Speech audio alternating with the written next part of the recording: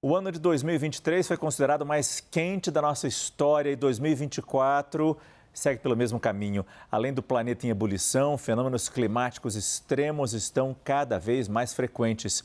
Entre as causas, os recordes de emissão de gases que provocam o efeito estufa.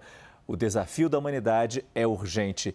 Em 2015, o mundo assinou um acordo, o Acordo de Paris, que prevê metas ambiciosas para a descarbonização.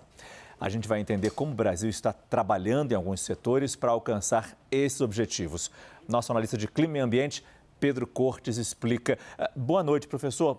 Muito bom ter o senhor mais uma vez aqui. Em primeiro lugar, o que significa descarbonização? Quando a gente ouve essa palavra, a gente pensa logo em veículos, automóveis que poluem muito. Não são apenas eles. Não, quando a gente fala em descarbonização, significa evitar a emissão, principalmente de gases, de efeito estufa, ou CO2, que faz com que o planeta acabe se aquecendo. A gente tem uma arte para mostrar isso. Sim. Vamos lá.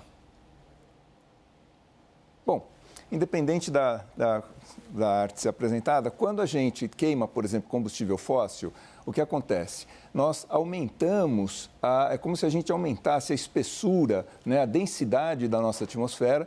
O Sol é o grande responsável pelo aquecimento do planeta. Numa atmosfera normal, o aquecimento ficaria dentro de parâmetros usuais, mas à medida que a gente vai concentrando, especialmente o CO2, é como se nós aumentássemos a espessura, a densidade desse cobertor. Então, a gente acaba retendo mais calor, o calor que é enviado pelo Sol.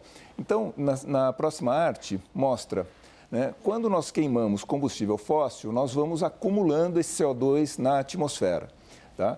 E isso faz com que o planeta se aqueça cada vez mais. Quando a gente usa biocombustível, o que acontece? O biocombustível também emite CO2 para a atmosfera, só que esse CO2 ele é reabsorvido pela próxima safra utilizada para a produção de biocombustível pelo processo da fotossíntese. Então, nós temos um ciclo fechado. Esse CO2 ele não se acumula na atmosfera. Esse é um processo de descarbonização, ou seja, a gente está movimentando a frota sem acumular CO2 na atmosfera.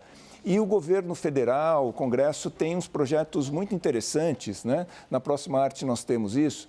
Então, nós temos, por exemplo, a PL, que já foi aprovada na Câmara, agora está no Senado, que indica que o etanol ele passará a compor a gasolina de 22% a 27%, aumentando até 35%, esse percentual. E a adição de biodiesel no diesel, que é de 14% desde março, poderá chegar até 20% em 2030. Há uma certa polêmica aqui, porque o setor industrial não gostou muito dessa medida, porque o biodiesel ele, faz com que o combustível ele adquira mais umidade, e isso pode prejudicar o funcionamento de alguns equipamentos mais antigos. E há também um programa que o governo implementou, com 19,3 bilhões em créditos financeiros, que prevê as empresas que resolverem aderir, as montadoras, terão que priorizar a eficiência energética em veículos, veículos mais econômicos, priorizar o uso de biocombustíveis ou propulsão alternativa, que se encaixa, por exemplo, em energia elétrica ou hidrogênio, por exemplo. Cálculo da emissão, aqui bastante interessante, da emissão dos veículos, que hoje é feito só no momento da utilização do veículo, será feito a partir da produção do combustível, ou seja, quanto se gastou para perfurar aquele poço de petróleo, para extrair, ou no caso do etanol, da produção de cana-de-açúcar, por exemplo, até a utilização efetiva do combustível.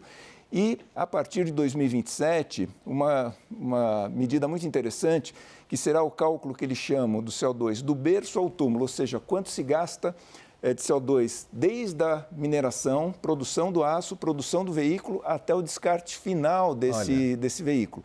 Então, isso vai dar uma medida exata de qual o impacto ambiental dos veículos que estão sendo produzidos para as companhias que resolverem aderir a esse programa. Vocês veem que no começo do jornal a gente falou sobre reforma tributária e como os carros mais poluentes estarão incluídos no imposto do pecado, ou seja, vão pagar mais imposto.